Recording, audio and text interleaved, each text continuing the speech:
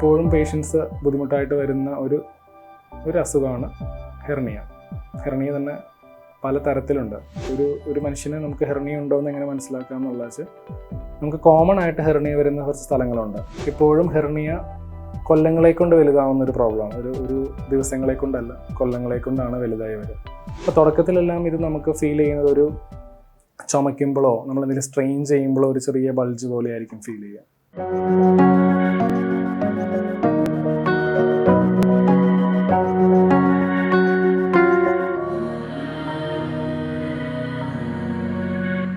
ഞാൻ doctor എഡിസൽ Rafale. ഞാൻ Kinder women and child hospital ചേർത്തലയിൽ ജനറൽ ആൻഡ് ലാപ്രോസ്കോപ്പിക് സർജറി വിഭാഗത്തിൽ നിന്നാണ്.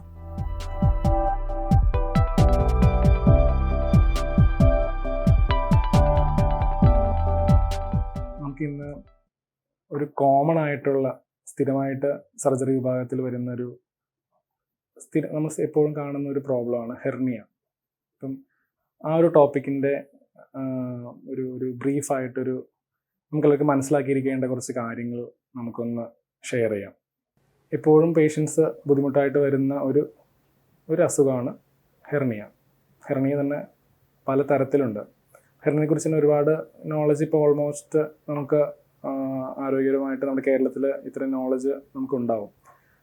അപ്പം ഹെർണിയയ്ക്ക് എന്തുകൊണ്ടാണ് ഹെർണിയ വരുന്നത്, എന്താണ് ഹെർണിയ?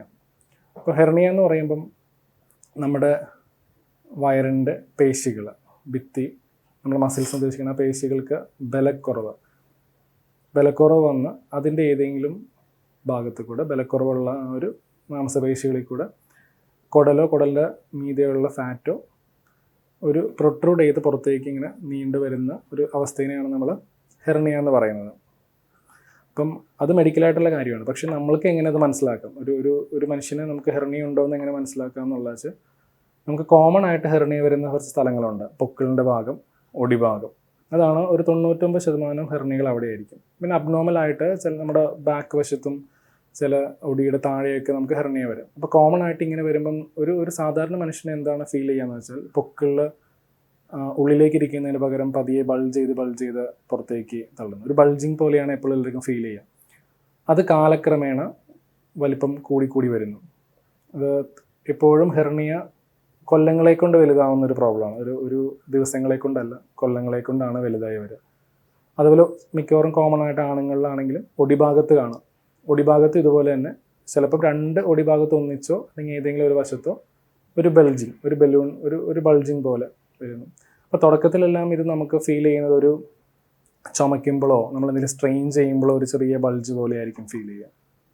പല കാലക്രമേണ എന്ത് വരും, 1-2 കൊല്ലം കഴിയുമ്പോഴത്തേനും അത് പതിയെ നമ്മൾ നിൽക്കുമ്പം തന്നെ ഒരു ബൾജിങ് ആയിട്ട് ഫീൽ ചെയ്യാം. പിന്നെ സ്ഥിരമായിട്ട് അതൊരു ബൾജിങ് നമ്മുടെ ഒടിഭാഗത്ത് നിന്ന് ഇറങ്ങി കുറച്ചും കൂടി താഴേക്കോ സഞ്ചിയിലോട്ടോ വീർത്ത് അങ്ങനെ ഒരു വലിയൊരു മുഴയായിട്ടും പതിയെ ഫീൽ ചെയ്യാം. ഇത് ഗ്രാജുവലി ഓവർ ഇയേഴ്സ്, കൊല്ലങ്ങളിൽ പതിയെ സംഭവിക്കുന്ന കാര്യമാണ്. ഇതാണ് ഒരു ഹെർണിയയുടെ ഒരു പ്രോസസ്സ്. നമുക്കൊരു വയറിൻ്റെ ഭിത്തിക്ക് ഒരു ബലക്കുറവ് വന്നു, ആ ബലക്കുറവ് പതിയെ ഒരു സുഷിരമായിട്ട് മാറിയ സുഷിരത്തിൽ കൂടെ കുടലിൻ്റെ കണ്ടന്റ് ഇങ്ങനെ ഇറങ്ങി പുറത്തേക്ക് വന്ന് നിൽക്കുന്നു. അപ്പം ഇതിലേതെങ്കിലും ഒരു സ്റ്റേജിലായിരിക്കും എപ്പോഴും ഒരു മനുഷ്യൻ ഒരു രോഗി നമ്മുടെ OP-യിൽ വരുന്നത്. അപ്പം ഇങ്ങനത്തെ ഒരു സ്റ്റേജിലുള്ളപ്പോൾ നമ്മൾ പലപ്പോഴും ഇത് ഹെർണിയ തന്നെയാണോ, ഇങ്ങനത്തെ ഒരു ബൾജിങ് അബ്നോർമലായിട്ട് കാണുമ്പോൾ ഇത് ഹെർണിയ ആണോ എന്ന് യൂഷ്വലി നമുക്ക് തന്നെ സ്ഥിരമായിട്ട് രോഗിക്ക് തന്നെ മനസ്സിലാവും. അല്ലെങ്കിൽ സംശയമുള്ളപ്പോൾ നമ്മൾ ക്ലിനിക്കൽ എക്സാമിനേഷനിലൂടെ മനസ്സിലാക്കുന്നത്. അപ്പോൾ എന്തുകൊണ്ടാണ് ഇങ്ങനത്തെ ഒരു അവസ്ഥ വരുന്നതെന്നുള്ളത് നമുക്ക് പലപ്പോഴും എന്തുകൊണ്ടാണ് ഇങ്ങനെ വന്നത് നമ്മൾ പലപ്പോഴും ചിന്തിക്കും. അപ്പം കോമൺ ആയിട്ടുള്ള ഒരു കാരണം ഈ ജന്മനായുള്ള ചില ഹെർണിയകളാണ്. നമ്മൾ കുട്ടികൾ ജനിക്കുമ്പം തന്നെ ചിലവർക്ക് ഹെർണിയ എന്നൊരു പ്രയാസമായിട്ട് ജനിക്കുന്ന കുട്ടികളുണ്ട്. അത് ടൈമിംഗ് ഉണ്ട്, ആ സമയത്ത് നമ്മൾ റിപ്പയർ ചെയ്യുന്നു. ചിലവർക്ക് ജന്മന തന്നെ ചെറിയ ബലക്കുറവായിട്ട് അവിടെ ഉണ്ടാകും പൊക്കിളിലും ഒടിഭാഗത്തൊക്കെ. പക്ഷേ അവർ വലുതായി അവരുടെ നമ്മൾ ഭാരമുള്ള ജോലികളൊക്കെ ചെയ്ത് ആക്റ്റീവ് ആവുന്ന ഒരു ലൈഫ് സ്റ്റേജിൽ എത്തിക്കഴിയുമ്പോഴായിരിക്കും അത് മാനിഫെസ്റ്റ് ചെയ്യുന്നത്. അപ്പം ഇതാണ് ഒരു ജന്മനുള്ള ബലക്കുറവുള്ളവർക്ക് വരുന്ന ഒരു പ്രശ്നം.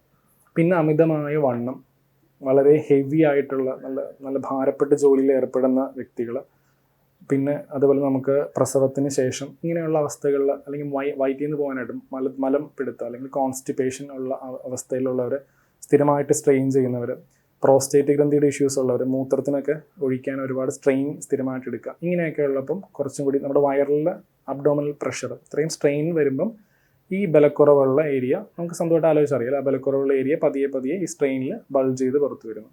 ഇങ്ങനെയൊക്കെയാണ് നമുക്ക് ഒരു സാധാരണ മനുഷ്യനെ സംബന്ധിച്ചോളം ഹെർണിയയുടെ കാരണങ്ങൾ നമുക്ക് കണ്ടെത്തുക. അപ്പം ജനറ്റിക് ആയിട്ടുള്ള കാരണങ്ങളുള്ളവരൊക്കെ യൂഷ്വലി കുട്ടികളായിരിക്കുമ്പോൾ തന്നെ നമുക്ക് ഹെർണിയ വരുവാണെങ്കിൽ ആ സമയത്ത് തന്നെ അതിൻ്റെ റിപ്പയർ എല്ലാം കഴിഞ്ഞിരിക്കും. നമ്മൾ അഡൾട്ട് വലിയ പ്രായപൂർത്തി ആയതിനു ശേഷം ഇങ്ങനെ ഹെർണിയ വരുമ്പോഴത്തേനും നമ്മൾ എന്ത് ചെയ്യുന്നത് വെച്ച് കഴിഞ്ഞാൽ ക്ലിനിക്കിൽ ഒരു ഒ പിയിൽ വന്ന് നമ്മൾ പരിശോധിച്ച് കഴിയുമ്പോഴായിരിക്കും നമുക്ക് ഈ ഹെർണിയ ആണോ അല്ലേ എന്നുള്ള കാര്യം സ്ഥിരീകരിക്കുന്നത്. അപ്പോൾ സ്ഥിരീകരിച്ച് ക്ലിനിക്കൽ എക്സാമിനേഷൻ കഴിഞ്ഞ് കഴിഞ്ഞാൽ നമ്മളൊരു സാധാരണ ഒരു അൾട്രാസൗണ്ട് സ്കാനും അല്ലെങ്കിൽ കോംപ്ലിക്കേറ്റഡ് ആയിട്ടുള്ള ഹെർണിയ ആണെങ്കിൽ നമ്മൾ CT സ്കാനും ചിലപ്പം എടുക്കേണ്ടി വരാം. എന്നിട്ട് ഹെർണിയ സ്ഥിരീകരിച്ച് കഴിഞ്ഞാൽ പിന്നെ നമ്മൾ ഇതിനെന്താണ് ചികിത്സ എന്നുള്ള രീതിയിൽ നമ്മൾ ആലോചിക്കണം അല്ലേ. ഹെർണിയയ്ക്ക് എന്താണ് ചികിത്സ? നമ്മൾ ചികിത്സയെക്കുറിച്ച് നമ്മൾ പലപ്പോഴും ആലോചിക്കുമ്പോൾ തന്നെ നമുക്കൊരു ഓപ്പറേഷൻ വേണോ, സർജറി എന്നുള്ളൊരു ലെവലിൽ നമ്മൾ അത് മരുന്ന് വെച്ച് മാറുമോ, ഈ രീതിയിലാണ് എപ്പോഴും എല്ലാവരും ഒരു സംശയം ചോദിക്കുക. അപ്പം ഹെർണിയ എന്ന് പറഞ്ഞ ഒരു അസുഖത്തിന് എപ്പോഴും മെഡിക്കൽ എന്നൊരു ട്രീറ്റ്മെൻറ്റ്, മരുന്ന് വെച്ചുള്ള ട്രീറ്റ്മെൻറ്റ് ഇല്ല. കാരണം നമുക്കറിയാം ഇങ്ങനൊരു മസിൽസിൻ്റെ പേശികൾ ഇങ്ങനെ ബലം കുറഞ്ഞിരിക്കുന്ന അവസ്ഥയിൽ നമുക്കൊരു മെഡിസിൻസിനെ വെച്ചിട്ട് നമുക്കത് മാനേജ് ചെയ്യാൻ പറ്റില്ല. നമ്മളെപ്പോഴും അതൊരു ഹെർണിയ റിപ്പയർ, അത് മെഷ് വെച്ചിട്ട് നമ്മൾ ഹെർണിയ റിപ്പയർ ആണ് എപ്പോഴും ഹെർണിയയ്ക്ക് ചെയ്യുന്നത്. അപ്പോൾ ഈ ഹെർണിയ റിപ്പയർ എന്ന് പറയുന്ന ഒരു പ്രൊസീജിയറിന് കൂടാതെ മറ്റെന്തെങ്കിലും ഓപ്ഷൻ ഉണ്ടോ എന്നുള്ള കാര്യം. അപ്പം നമ്മൾ സർജിക്കൽ റിപ്പയർ ആണ് ആക്റ്റീവായിട്ട് ജീവിക്കുന്ന ഒരാൾക്ക് എപ്പോഴും ഹെർണിയ സർജിക്കൽ റിപ്പയർ ആണ് ഏറ്റവും നല്ല ചികിത്സ. പക്ഷെ നമ്മളൊരാൾ ഹെർണിയ ഉള്ളൊരു മനുഷ്യനാണ്, പക്ഷേ അദ്ദേഹം ബെഡ് റിഡൻ ആണ്, ആക്റ്റീവായിട്ട് ജോലി ചെയ്യാൻ പറ്റുന്നില്ല, സർജറിക്ക് ഫിറ്റ്നസ് ഇല്ല, അങ്ങനത്തെ ഒരു അവസ്ഥയിൽ മാത്രമാണ് സപ്പോർട്ടീവ് ആയിട്ടുള്ള ട്രീറ്റ്മെൻറ്റുകളും ബെൽറ്റും കാര്യങ്ങളും വരുത്തുള്ളൂ. അപ്പം ഹെർണിയ സർജറി എന്ന് പറയുമ്പം നമുക്ക് ഈ സർജിക്കൽ ഇത് പറയുമ്പോൾ നമുക്കൊരു ഭയം ഓട്ടോമാറ്റിക്കലി എല്ലാവർക്കും വരും, സർജറി എന്നുള്ളൊരു ഒരു കമ്പോണോട് കടന്നു പോകുന്നതിനെക്കുറിച്ച്. അപ്പം നമ്മൾ യൂഷ്വലി നമ്മുടെ എല്ലാ ഭയങ്ങൾക്കും കാരണം നമുക്ക് അറിയാത്തതുകൊണ്ടായിരിക്കും. യൂഷ്വലി നമുക്ക് അറിയാത്തതെല്ലാത്തിനും നമുക്കൊരു പേടിയായിരിക്കും. അപ്പം എന്താണെന്നുള്ള കാര്യം, ഹെർണിയ റിപ്പയർ വളരെ കോമൺ ആയിട്ട് നടക്കുന്നതുകൊണ്ട് തന്നെ പ്രത്യേകിച്ച് ഇപ്പോഴത്തെ മോഡേൺ അനസ്തേഷ്യ അല്ലെങ്കിൽ സർജിക്കൽ ടെക്നിക്സ് ഒക്കെ വെച്ച് വളരെ സേഫായിട്ടും വളരെ വിപുലമായിട്ടും നമുക്ക് നാട്ടിൽ നടക്കുന്ന ഒരു സർജറിയാണ് ഹെർണിയ. അപ്പം ഹെർണിയ സർജറിയിൽ എന്താണ് ചെയ്യുന്നതെന്നുള്ള കാര്യം നമ്മൾ അറിയണം. അപ്പം ഹെർണിയ വന്ന ഒരാളുടെ സ്റ്റേജ് അനുസരിച്ചിട്ടായിരിക്കും നമ്മൾ സർജിക്കൽ ട്രീറ്റ്മെൻറ്റിൻ്റെ ഓപ്ഷൻ തീരുമാനിക്കുന്നത്. അപ്പോൾ സർജറിക്ക് നമുക്കറിയാം എന്തായാലും ഒരു സർജറി ചെയ്യണമെങ്കിൽ നമുക്ക് പെയിൻ പാടില്ല അല്ലേ, വേദന പാടില്ല. അപ്പോൾ നമുക്ക് അനസ്തേഷ്യ വേണം. അപ്പോൾ അനസ്തേഷ്യ മൊത്തത്തിൽ മയക്കുന്ന ജനറൽ അനസ്തേഷ്യ, അല്ലെങ്കിൽ അരക്ക് കീഴ്പോട്ട് മാത്രം മരവിപ്പിക്കുന്ന സ്പൈനൽ അനസ്തേഷ്യ, അല്ലെങ്കിൽ ചില അവസ്ഥകളിൽ നമുക്ക് ബ്ലോക്ക്, അതായത് ഹെർണിയ ഇരിക്കുന്ന ആ ഭാഗം മാത്രം മരവിപ്പിച്ച് അനസ്തേഷ്യ കൊടുത്തും സർജറി ചെയ്യാറുണ്ട്. അപ്പോൾ സർജിക്കൽ ടെക്നിക്കിനെ കുറിച്ച് പറയുകയാണെങ്കിൽ നമുക്കിപ്പം കോമൺ ആയിട്ട് ഹെർണിയ സർജറി, ലാപ്രോസ്കോപ്പിക് സർജറികളുണ്ട്, നോർമലായിട്ടുള്ള ഓപ്പൺ സർജറികളുണ്ട്. അപ്പം ലാപ്രോസ്കോപ്പിക് സർജറി ആൻഡ് ഓപ്പൺ സർജറിയുടെ ഒരു വ്യത്യാസം എന്ന് എപ്പോഴും പറയുമ്പോഴത്തേനും നമുക്ക് അതിനെക്കുറിച്ച് ആലോചിക്കുമ്പോഴത്തേനും നമ്മുടെ മനസ്സിലായത് വരുന്ന വെച്ചാൽ ഒരു സ്കാർ, ചെറിയ മുറിവിൽ കൂടെ ചെയ്യുന്ന ഒരു കീ ഹോളായിട്ട് ചെയ്യുന്നതാണ് ലാപ്രോസ്കോപ്പിക് സർജറി. അത് ഓൾമോസ്റ്റ് എല്ലാവർക്കും ഇപ്പം നമുക്കറിയായിരിക്കും, ഒരുപാട് ആരോഗ്യ മേഖലയിലുള്ള ന്യൂസുകളൊക്കെ കേട്ട് നമുക്കറിയായിരിക്കും. അപ്പം ലാപ്രോസ്കോപ്പിക് സർജറിയും ഓപ്പൺ സർജറിയും തമ്മിലുള്ള ഒരു മനുഷ്യനെ സംബന്ധിച്ചിടത്തോളം ഇതിലേത് വേണമെന്ന് ചൂസ് ചെയ്യുന്നത് പ്രധാനമായിട്ടും ഒന്നാമത്തെ കാര്യം അദ്ദേഹത്തിൻ്റെ ആരോഗ്യസ്ഥിതി, ഹെർണിയയുടെ സ്റ്റേജ്. പിന്നെ നമുക്ക് അതായത് അനസ്തേഷ്യ കൊടുക്കാനും കാര്യങ്ങൾക്കൊക്കെ കീ ഹോൾ സർജറിക്കാണ് നമുക്ക് ജനറൽ അനസ്തേഷ്യ ആവശ്യമുണ്ട്. അപ്പോൾ ആ സമയത്ത് അതിനുള്ള ശ്വാസകോശ സംബന്ധമായ പ്രശ്നങ്ങളുള്ള വ്യക്തികളോ അല്ലെങ്കിൽ ജനറൽ അനസ്തേഷ്യയ്ക്ക് എന്തെങ്കിലും തടസ്സമുള്ള കാര്യങ്ങളാണെങ്കിൽ നമുക്ക് ചില സമയത്ത് കീ ഹോൾ സർജറിക്ക് അതായത് വിധേയമാക്കാനായിട്ട് ബുദ്ധിമുട്ടുണ്ടാവും. അപ്പോൾ നമുക്ക് നോർമലായിട്ടുള്ള സർജറി ആയിട്ട് ചെയ്യേണ്ടി വരും. അപ്പം കീ ഹോളും ഓപ്പണും തമ്മിൽ ഒരു കമ്പാരിസണിൽ നമ്മൾ പ്രധാനമായിട്ട് അറിയേണ്ട കാര്യം, കീ ഹോൾ സർജറിയും ഓപ്പൺ സർജറിയും തമ്മിൽ ഒരു ഹെർണിയയുടെ സക്സസ് റേറ്റിൽ വ്യത്യാസമില്ല. കീ ഹോൾ സർജറി ചെയ്യുമ്പോഴും ഓപ്പൺ സർജറി ചെയ്യുമ്പോഴും ഹെർണിയ മാറും. കുറച്ചും കൂടിയും രണ്ടാമത് വരാനുള്ള ഹെർണിയ റിപ്പീറ്റ് വരാനുള്ള ചാൻസ് രണ്ടിനും ഒരേപോലെ തന്നെയാണ്. 0.5 to 1% ആണ് ഇപ്പോഴത്തെ ലേറ്റസ്റ്റ് സ്റ്റഡീസിലെല്ലാം ഹെർണിയ റിപ്പീറ്റ് വരാനുള്ള ചാൻസ് പറയുന്നത്. അപ്പോൾ പിന്നെ എന്താണ് മേജറായിട്ടുള്ള വ്യത്യാസം? മേജറായിട്ടുള്ള വ്യത്യാസം എന്ന് പറയുന്നത് ഈ നമ്മുടെ പെയിൻ എന്നുള്ള കമ്പോണൻ്റാണ്. ഇപ്പോൾ കീ ഹോൾ ആൻഡ് ഓപ്പൺ സർജറിയിൽ, എസ്പെഷ്യലി ഒടിഭാഗത്തുള്ള സർജറിയിൽ, ഒടിഭാഗത്ത് ഇൻഗ്വൈനൽ ഹെർണിയ എന്ന് പറയുന്ന ഒരു ഹെർണിയയ്ക്ക് അതിൻ്റെ സർജറിയിൽ എപ്പോഴും നമുക്ക് പെയിൻ ഓപ്പൺ സർജറിയിൽ കുറച്ച് കൂടുതലാണ്. കാരണം എന്ന് വെച്ച് കഴിഞ്ഞാൽ അത് നമ്മുടെ മസിലുകളുടെയൊക്കെ പേശികളുടെയൊക്കെ ഇടയിലാണ്, എൻ്റെ ലെയേഴ്സിൻ്റെ ഇടയിലാണ് നമ്മൾ മെഷ് വെച്ച് റിപ്പയർ ചെയ്യുന്നത് ഓപ്പൺ ആയിട്ട് ചെയ്യുമ്പോഴത്തേനും. കീ ഹോളിൽ പക്ഷേ അങ്ങനെയല്ല. വയറിൻ്റെ അകത്ത് കുറച്ചും കൂടി സ്പർശനശേഷിയും കാര്യങ്ങളൊക്കെ കുറഞ്ഞ, പെയിൻ കുറഞ്ഞ ഒരു ഏരിയയിൽ കുറച്ചും കൂടിയും വലിയ മെഷാണ് നമ്മൾ കീ ഹോളിൽ വയ്ക്കുന്നത്. അപ്പോൾ ഇൻഗ്വൈനൽ ഹെർണിയ, ഒടിഭാഗത്ത് ഹെർണിയ ചെയ്യുമ്പോഴത്തേനും the pain, bleeding, infection rate ഇങ്ങനെയുള്ള കാര്യങ്ങളിൽ കീ ഹോൾ സർജറി ഭയങ്കര അഡ്വാൻസ്ഡ് ആണ്. അത് ഓപ്പൺ സർജറിനേക്കാൾ ഒരുപാട് പെയിന് വ്യത്യാസമുണ്ട്.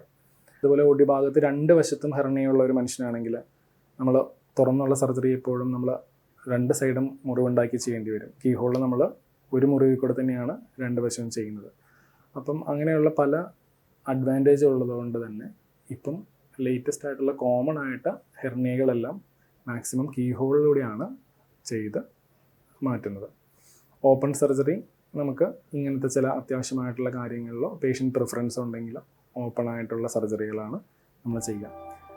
Meditales. Do like, share and subscribe to Meditales. Follow us on Facebook, Instagram, WhatsApp, Threads and X.